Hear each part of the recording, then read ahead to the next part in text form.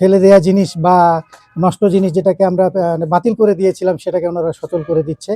আমি ওনাদের উত্তরোত্তর উন্নতি কামনা করি এবং সারা বাংলাদেশের সকলেই যেন এই ওনাদের এই ঠিকানা খুঁজে পেয়ে এখান থেকে উপকৃত হয়, লাভবান হয়, এটাই আমি কামনা করি।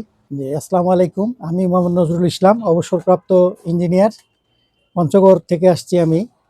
আমি আমার একটা ল্যাপটপ ছিল, এটা পড়ে গিয়ে ভেঙে গিয়েছিল, ভাবছিলাম যে এটা আর কোনো কাজে লাগবে না। অবশেষে আমি ওনাদের ফেসবুকে ফেসবুকে ওনাদের ভিডিও দেখে খুব অনুপ্রাণিত হলাম যে ওনারা এর চাইতেও ভাঙা ল্যাপটপ ওনারা কেচিং ঠিক করে দেন এবং সার্ভিসিং করেন।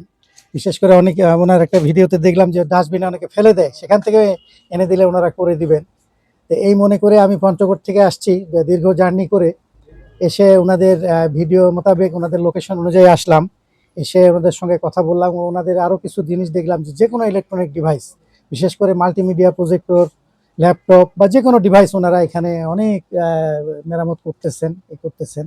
এতে একদিকে যেমন মানুষ ব্যক্তিগতভাবে লাভবান হচ্ছে, দেশেরও অর্থনৈতিক সাশ্রয় হচ্ছে, যে ফেলে দেওয়া জিনিস বা নষ্ট জিনিস যেটাকে আমরা বাতিল করে দিয়েছিলাম সেটাকে ওনারা সচল করে দিচ্ছে।